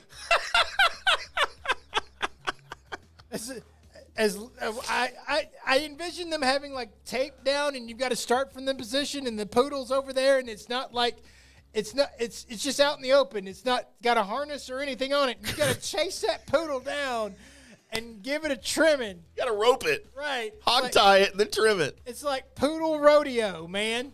Dude, I'd be in on that. I'd like to call that. Oh, he missed a nail. Imagine me and you doing play-by-play and color commentary on Poodle Rodeo. That would be amazing. We're already trying to do midget wrestling. Man. Put that together. We have to put that together. And there you go, everybody. There is the weirdest sports to ever happen in the Olympics. Colby, I've got a weird sport for you here. That's a current one. I haven't talked about it on this show, but over on the Norm Hitzkus extravaganza. Oh. Here on FanStream Sports. Just wondering with Norm Hitzkus heard weekday mornings, 8 o'clock, live on YouTube, or you can download the audio podcast at any point during any day at fanstreamsports.com. We interviewed a guy named Sam Watson. Okay. From Colleyville. He's 18. He's not even out of high school yet. He is the world record holder in speed climbing. What? Have you ever seen speed climbing? I have not. I have never heard of any of this before until we got contacted by this guy's dudes to do an interview with him for one of Norm's shows that we did a couple of weeks ago. And he was, I think when we did the interview, he was about a week away from heading to Paris to compete. He was already the world record holder in men's speed climbing. And what speed climbing is, you know what a climbing wall looks like, right? Right. But they do it really fast. It's 40 feet. And there's a pad up there to touch that turns off the timer. Colby, his world record, 4.79 seconds. Would you like to see what this looks like? Sure do. Because Sam Watson, in this year's Olympics, broke his world record of 4.79 seconds, climbing 40 feet up a rock climbing wall, and set a new record of 4.75 seconds. Let me get over here to where I can do the video for you. And I was reading up on him, obviously, before we talked about him. And I was like, no, this can't be a thing. Like, this doesn't even make sense to me. And I've spent probably an hour watching videos of him climb. But here, let's see if we can show the video here and get an idea of what it looks like. Like, crawl that fast. I don't think I could look up there and find the red pad in 4 seconds, right? For looking from the ground. Sometimes it takes you 4 seconds to get out of that chair you're in. Or longer. That's why I can't do bathroom breaks during breaks anymore. Because I'm like, I hear the return music as I'm leaving the room. Right. That's a oh dear. But yeah, dude. And so what's funny is, like I said, he's 18. He's still in high school, and we didn't get to interview him. He honestly wasn't a very good interview. You know, and Norm's a great interviewer. Right. And this kid clearly had not been in a ton of sit-down interviews on Zoom or whatever. We did it on StreamYard and stuff. But I had so many questions to ask him. But by the end of the 15 minutes when Norm was done with him, I just want to get out of here. But like, I want to know. Look, dude, he's from South Lake, right? Right. Goes to South Lake Carroll. How do you get into this? Like, that's not a sport that you have in your school. It's not. I mean, they've got rock climbing places to go, and I guess it was just one of those things where it's just like, that's, you know what? When he had free time, that's what he did. It's just incredible, though, to climb that amount of space and that time up a rock wall, right? And so what's funny is, like, you see that cable, that harness he's attached to. Well, that's clearly for safety and to help him get down. Right. He's like, a lot of people say that it's pulling us up. He goes, like, it doesn't. There's no tension on it until we hit that pad. Then it tenses up. The pad is what tenses it up to hold you and then lets you down. He goes, but before, there's no tension on it. He goes, if I fall, he goes, and people have fallen, you'll fall 4 or 5 feet before it will catch you. So he's like, it's not pulling you up. A lot of people look at, he goes, and I've seen people where it didn't work, like, and they get 10, 20 feet up and they fall and the cable never catches them, and that's why they're on pads too, Right. But I don't understand, and it's not just that sport, but other sports that are weird like that, right? That aren't mainstream sports. Like, how do you get into stuff like that? Like, that baffles me. But it's really cool. Yeah, it's well, I mean, as far as that's concerned, it's your buddies, you and or your dad was in it or something, or knew somebody, yeah. You just end up there, and then you just get better at it, like video games. Video games, Colby. It all comes back to video games. Playing on your phone, waiting at the dentist office. That's right. did that, but I was waiting for other people at the dentist office. Waiting in traffic. I never done that. No? Mm-mm. Something No. tells me you're going to on the way home. Sure not. Don't Fortnite and drive, sir. It's not Fortnite, sir. Well, it could be. You can do whatever you want, right? Yeah, right now it's GTA, that game that you said you'd play with us. I'm trying. I don't have the system, the freaking console in my room anymore. My kid keeps taking it. Just never will. Where there's a will, there's a way. All right, then. Unless you're Riggs. Coming up next, it's time for the mystery shotgun, then the news and notes. So it's a double shot, probably even a triple shot of just me going, and here's the next story. That's that next story on the Colby Sapp IndyCarTim show. Hello, sports fans. FanStream Sports. Introducing Star Power Smart Home Solutions, where cutting-edge technology meets effortless living. Control your entire home with just a tap on your smartphone. Adjust the lights, set the perfect temperature, and ensure your home is secure, all from the palm of your hand. Star Power has the experts that will transform your house into a secure, smart home. Experience the ultimate solution in comfort and security for your family. Get started at GetStarPower.com. Star Power, where innovation meets home. Hi, golfers. IndyCarTim here. I want to talk to you a little bit about Golf Central Magazine. It's not just a golf magazine. It's the magazine for everything. Turf, travel, philanthropy, and lifestyle. Head over to golfcentralmag.com and check out the latest issue. Some of the regular features in Golf Central Magazine: the Golf Bachelorette of the Month, the Golf Bachelor of the Month, the Golf Cart Girl of the Month, Golf History, Grip It and Sip It. So head over to golfcentralmag.com. It's free. It's the magazine for everything: turf, travel, philanthropy, and lifestyle. Golf Central Magazine at golfcentralmag.com. We'll see you there. Hello, folks. Let's talk a little bit about turf life. What is turf life? It's pretty much if your life involves turf in any way, shape, or form, you live the turf life. Go ahead and brand yourself with the turf life. Maybe a back window decal, maybe a hat. You know where you can get those kinds of things to showcase that your life revolves around sports and or anything that involves sports. If it's a sports business or sports education or just your enjoyment of the outdoors, head over to turflifeclub.com. Become a turf head. Join the club today. You can do that by going to that said website that I just told you to go to. You can snag your window decal like I was talking about, or any of your other turf life accessories. Show everybody that you live the turf life, and we'll see you there, over there at that turflifeclub.com. Orion Golf Management Solutions. Orion Management Solutions has tailored its service packages just like it tailors its approach to customers. Some owners need more supervision, while others need periodic assessment of their short-term and long-term strategies and programs. Orion can be called in to develop a business plan with the existing staff, or we can assist with the daily management of a facility or event. Either way, we make sure the client is satisfied and understands the direction the facility needs to go in order to achieve the owner's goals. Orion Management Solutions can help with owner assistance service solutions, daily course management, business plan development, monthly operations, or as-needed consulting services. Whatever your need, Orion Golf Management Solutions can help. Check out oriongolf.com. Hey listeners, make sure you check out the brand new FanStream Sports in-studio text line. You can reach us during any of our live shows or 24/7 at 214-937-0569. That's 214-937-0569. Text us 24/7 day or night, and we'll reply to you and make you part of the show. Coming back at you. Now, more FanStream Sports.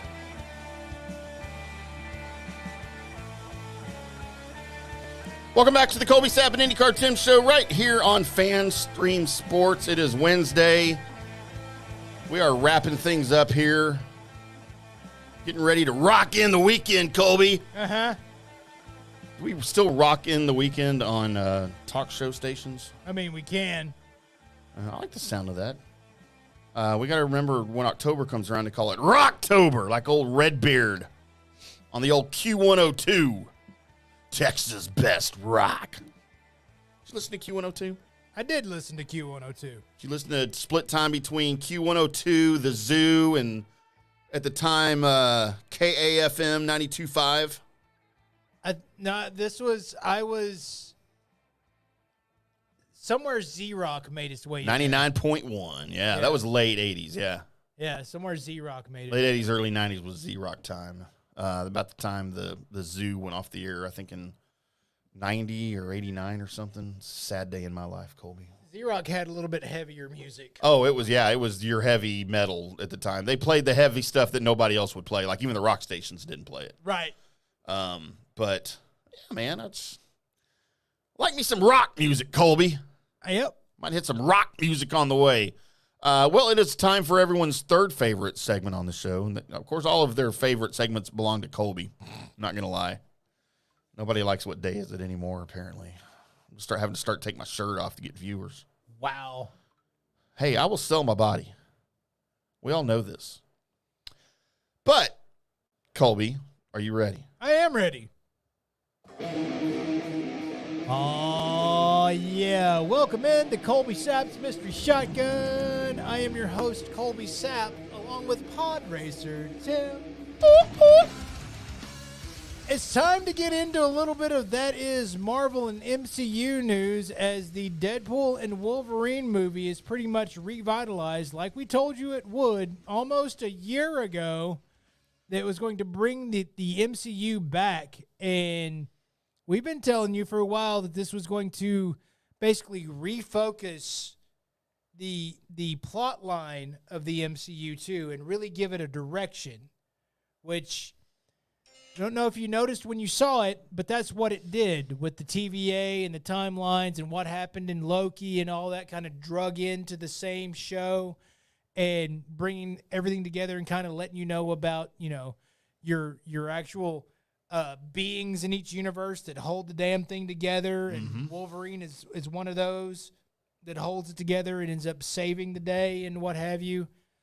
All these things are brought together, and plus, before I get into Tim's review of this movie, and by the way, spoiler alert, hopefully we've given you enough time. I'm sorry, I just started going into it. Yeah, we delayed this for a week for you guys. So, The Void is really kind of like the planet that Secret Wars is fought on. Okay. Secret Wars is where we're all heading towards. It's like this phase's Infinity Saga and the end for Thanos' run and what have you. Well, Secret Wars is that's where the Void is held on a planet where basically all your beings like Wolverine are drugged to fight it out. Right. To see which universe survives.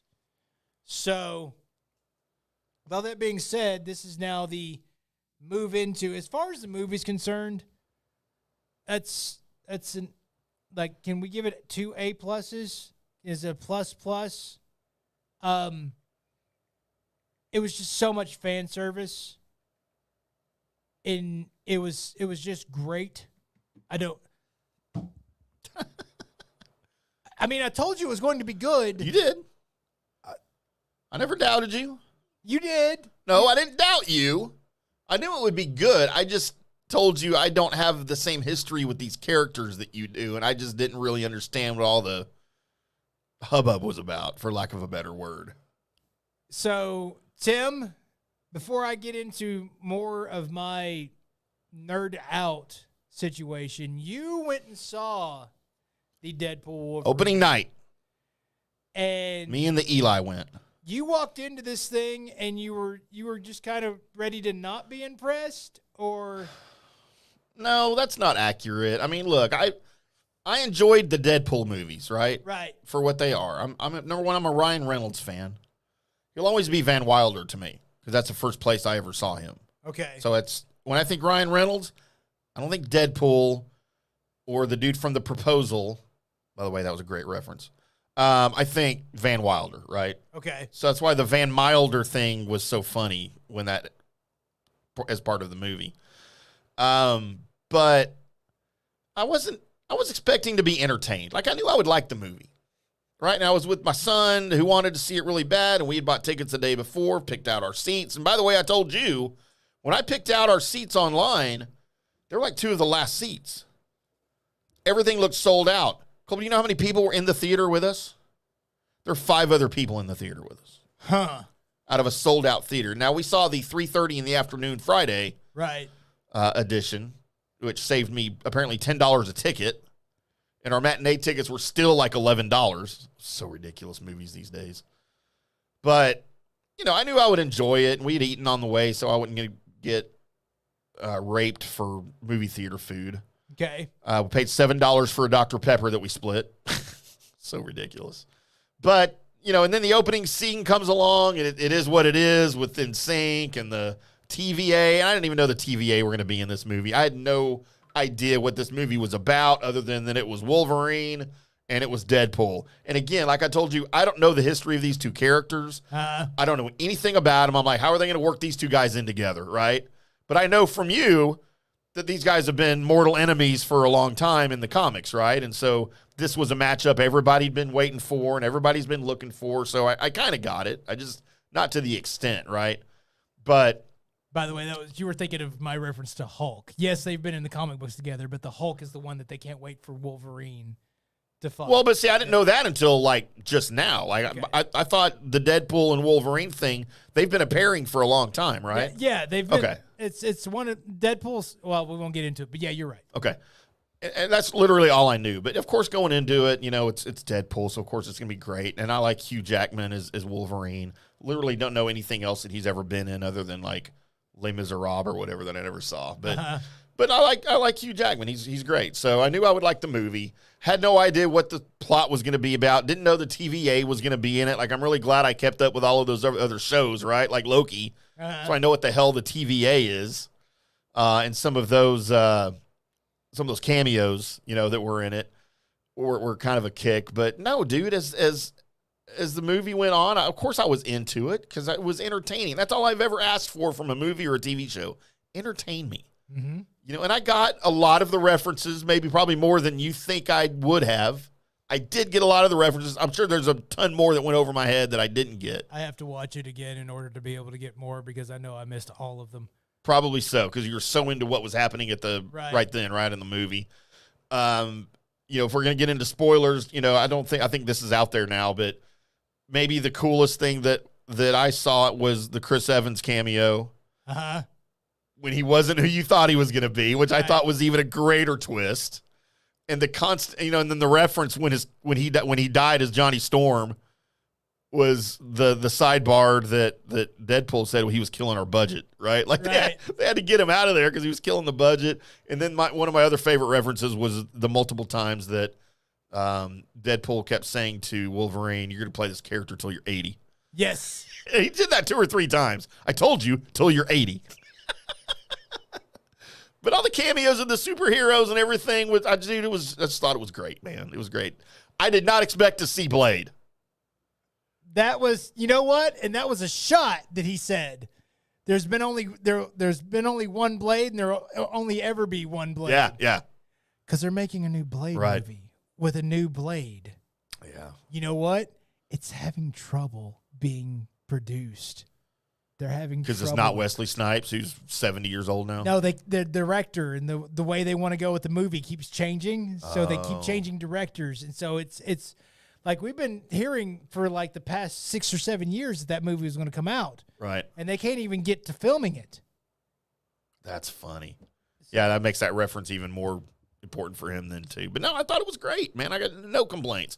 Other than, was there not an end credit scene? I mean, which one? What are you talking about? For the movie at all? Was there an end credit scene? The one with Johnny Storm in it? I don't know. I didn't see one. Was there an end credit scene? That's what I'm asking. Yes. Because Eli and I both had to pee so bad, we waited as long as we could. Then he's like, "Dad, I'm like, yeah, me too. There's probably not one." So I never did check to see if there was one, and we missed it. You missed it. Damn it, Eli! You missed it. Dang it! What are we doing?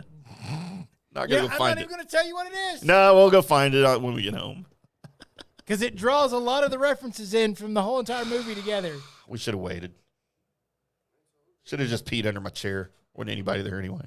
So, if you didn't catch from all the references to Deadpool telling Hugh that he's going to be playing that character forever, Kevin Feige, of course, after the movie made like $1 billion, came out and said he's not looking to cast Wolverine anytime soon.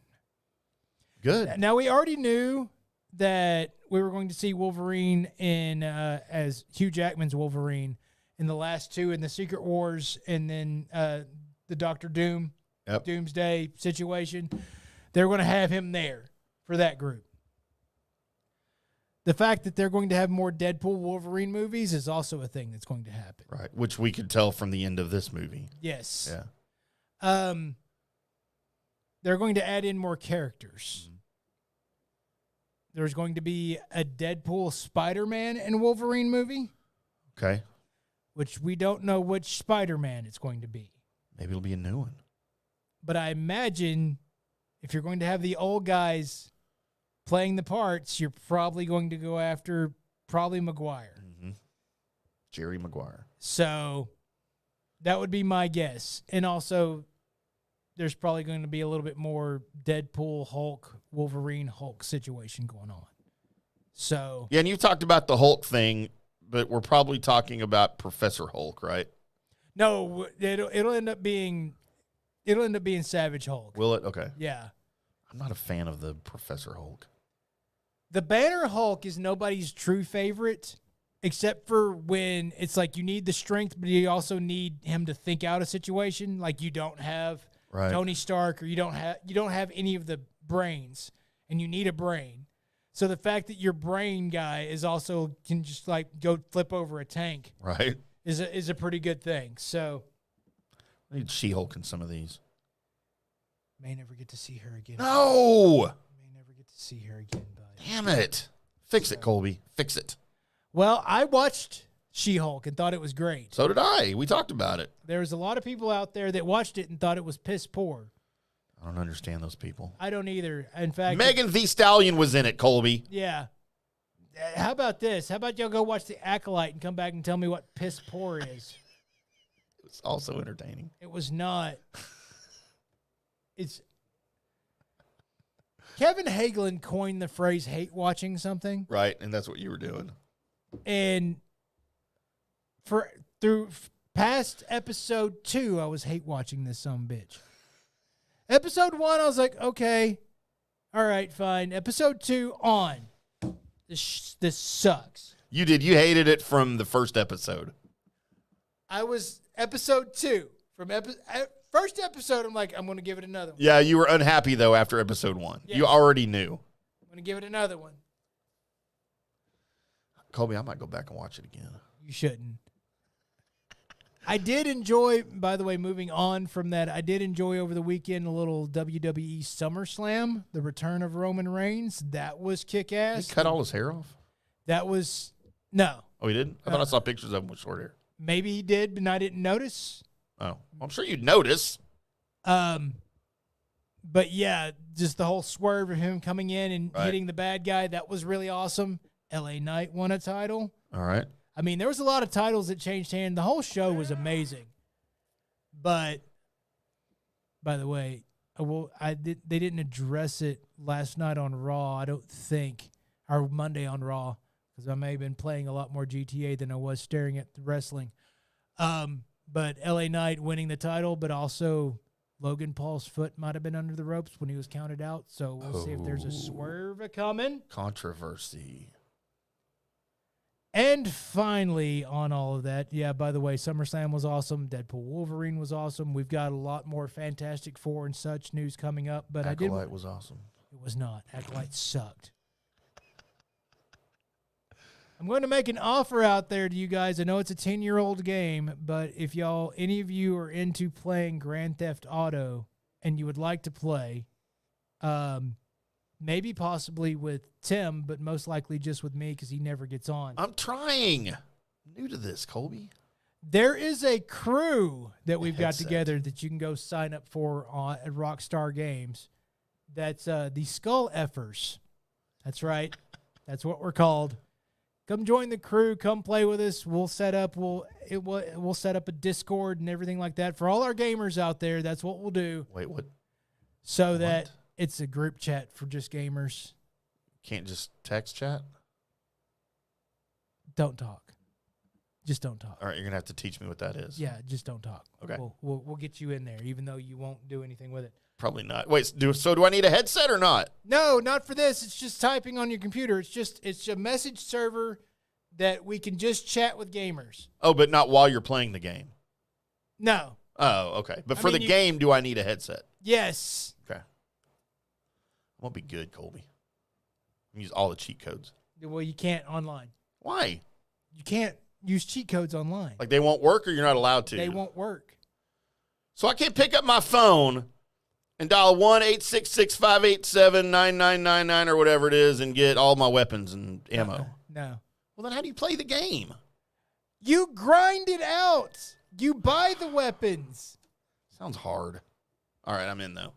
So there you go. I need friends. Look for the Skull Effers, and you can come join the crew. Yes, there's all the paint jobs and everything that you want there. We've got it set up. So little logo and everything where I have it set up. So there you go. Come join that, or just come find me. I'm still Colby 1053 on PlayStation.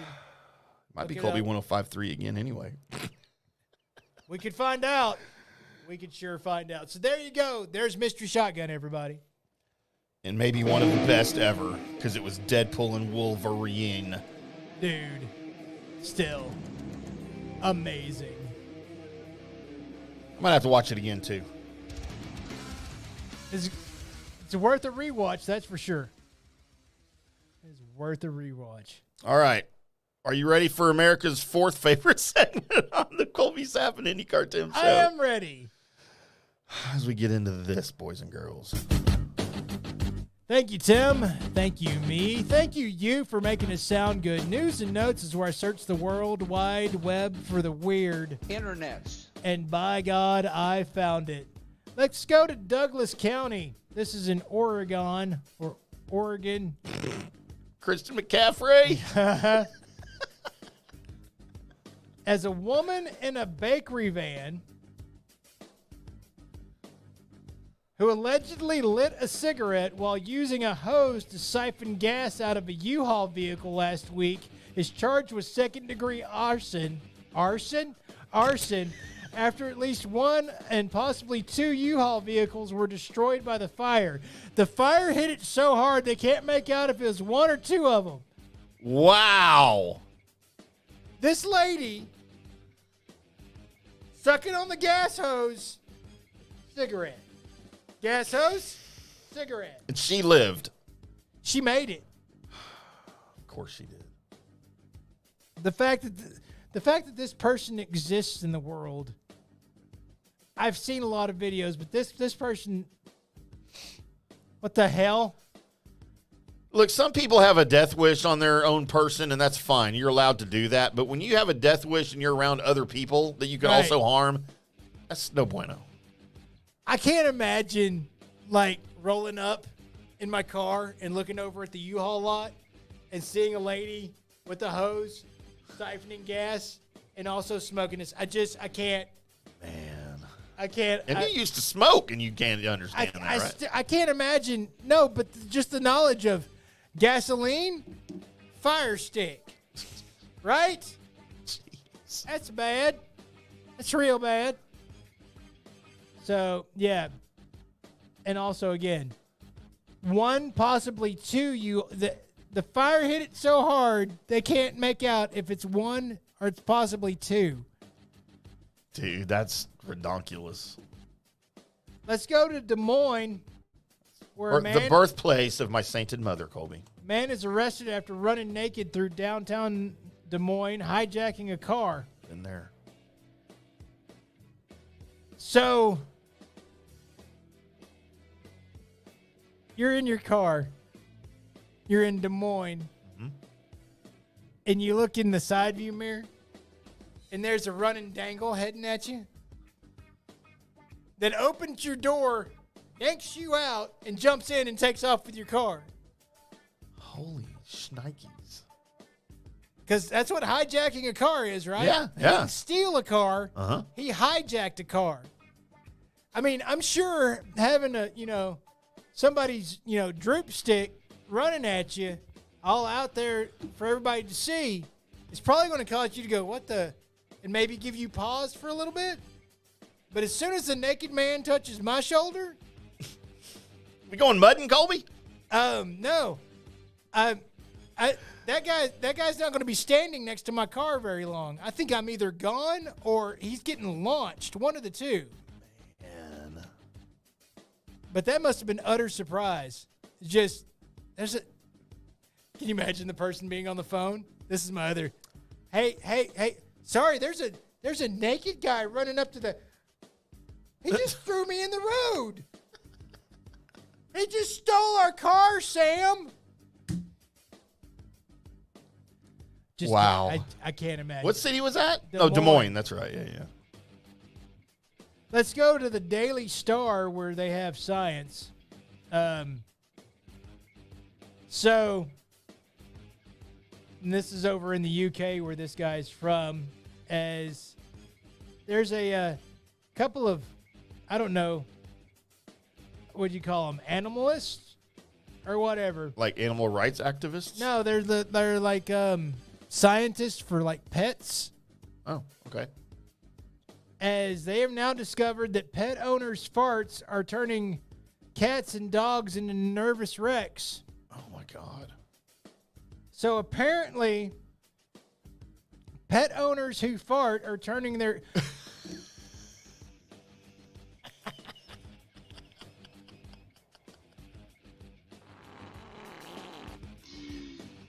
I want to know the pet owner that doesn't fart. Right? By the way, that's another one of my favorite TikToks is when the owners fart in front of their dogs. Right. Don't all dog owners fart? It's a thing that everyone does. Everyone does. But apparently it can raise the anxiety level of your pets. Seems they get real anxious when you fart. I don't understand it. My dog doesn't get anxious when she farts. She don't even look around. It's just that happened. Or when I fart, doesn't even look around. So I don't know. But apparently stop farting if you own a pet. No, I refuse. You just have to stop Sometimes farting. me and my puppy Tolo, we have farting contests. Let's go to the I always win. Nassau County. As It's the Bahamas, right? yeah. You know what they're trying to do there? They're trying to ban face masks. Oh, yes, please. Yeah, they're trying to ban like even people wearing like the to protect you disease protection. Right. You can no longer wear that. Guess we're all gonna die, Colby. I mean, I don't wear one, but Right. also if somebody feels that they want to wear one because it protects them, More power to you. do it. But the fact that there's some places banning them from happening, what are we doing? I mean, is somebody using these for robberies? I mean, that's what I thought about as soon as people started using face coverings. It's like, Dude, that's exactly me too back in 2020, right? When we had to they started mandating them. I'm like, dude, everybody's going to get robbed and everyone else is going to be a suspect. That's right. It'll never work. So let's go from, by the way, we're done with that. Let's go from there to New York City, where I wanted to read this headline. That's that story. Let's move on to the next story. As New York City's public masturbation complaints reportedly swell more than 50%. What are we doing? Only 50? Yeah. It seems that the city that never sleeps is known for its bright lights and big dreams and now even bigger problems to deal with. As the number of people masturbating publicly has seen a significant rise. They've had a number spurt. What you did there. There was 378 complaints filed from the start of 2024 up to June. 30 up from 251 in the same period last year. Nearly 400, not even 300. That sounds about right. I mean, New York's a big place, but Not that big. Yeah, you've. Huh. The fact that what are we doing? Why would you? I mean, if you need to shake a load off, then go to the house, right? Or just go to your car. Don't even go to your car. Just go to the house. Well, maybe I don't want to go that far. Yeah, but don't just be like, I'm outside yanking it. I'll be back in a minute. Right. So anyway, that's all. Pray for New York City. What? God, they need it. So let's go from there to a burrito battery. A stand back burrito. Uh-huh. An argument early Saturday began over Dr. Esha Persad, a 34-year-old dentist. I don't know why we need to know that. Getting her husband Taco Bell and McDonald's for his birthday. Weird request. During the 12:20 a.m. squabble, it was a drunken request at 12:20 a.m. for Taco Bell and McDonald's, right? Sure, as there usually is. Persad allegedly threw a soft shell taco at the 35-year-old birthday boy. The delicacy, struck the man on the right side of his face, cops reported. When a patrolman responded to the couple's St. Petersburg residence, the burrito was still on the victim's face. I thought it was a soft taco. It is unclear why the arrest report alternatively refers to the Mexican missile as a taco and a burrito, though perhaps the investigator was actually referring to a tortilla.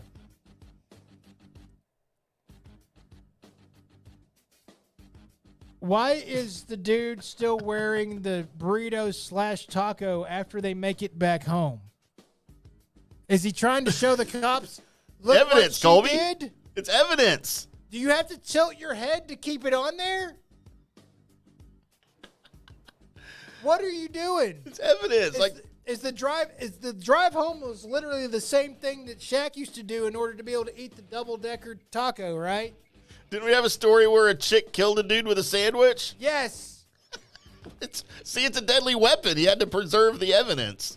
Burrito battery, everybody. That's a thing. That's a thing. Oh my God. And finally, I have a fear of burritos now. We're going to Florida. Did you know they have bears in Florida?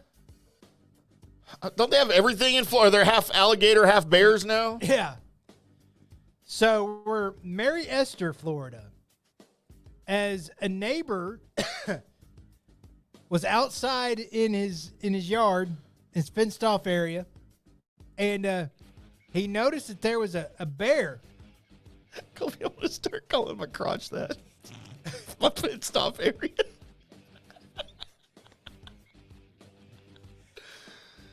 There was a bear on the other side of his fenced off area, kind of snooping over the fence. And he decided that he was just going to start recording video, as Ryan Campbell records the video, by the way. That's the guy. Right. And as he's recording the video, the bear decides that, no, I see you. I want to come see what your yard's like. So Ryan goes back into, through his door, shuts it, keeps filming. The bear, all it wanted to do was try circus acts. It just wanted to tightrope the fence. And so Ryan says into the video, and I didn't send this to you because I just found this article. That's okay. Ryan says in the video, well, guess we should just let this bear do what it do. Wow. Just a bear tightrope. You're in Florida. You're expecting gators. You're expecting whatever else. You're expecting a random meth head to come steal your car while he's pantsless. You don't expect to see in the backyard a bear tightroping your fence. And then get on a bicycle and ride away. That's right, because that's Florida, and Florida's America's Wang. There you go. And that's news and notes, everybody. Wow, Colby. That was the news and notes for that. I don't know why that made me laugh so hard at myself when Your fenced off my, area. my fenced in area. Colby, stay out of my fenced in area. Swear to God, I'm going to start using that. And no one will know what I'm talking about except for me and you. That's right. And I'll have forgotten. Right before we cross swords. I'm not doing it. Not happening. We want to thank everyone that made this Colby Sapp IndyCarTim show possible. Turf Life at turflife.club, Golf Central Magazine at golfcentralmag.com. That new issue is out, by the way. Head over to golfcentralmag.com, put your email address in, and they will send you a free digital copy each and every month. It's not just golf. It's travel, philanthropy, lifestyle, all sorts of good stuff over there. Check those boys out. And oriongolf.com, pioneers of golf facilities management. Check those boys out. Got a couple of new sponsors coming on we're going to tell you guys about here in the coming weeks. Yeah. After we get some spots recorded and some copy written and things like that. But we're pretty excited about one of them because it's a vodka company, Colby. We're going to have an official vodka of the Colby Sapp IndyCarTim show. Exciting. Can't wait for that. We will be back on Monday with another Colby Sapp IndyCarTim show with more debauchery, more laughter, and more antics. And more head palm antics from Colby when he gets mad at things that I say. But until then, boys and girls, we'll see ya.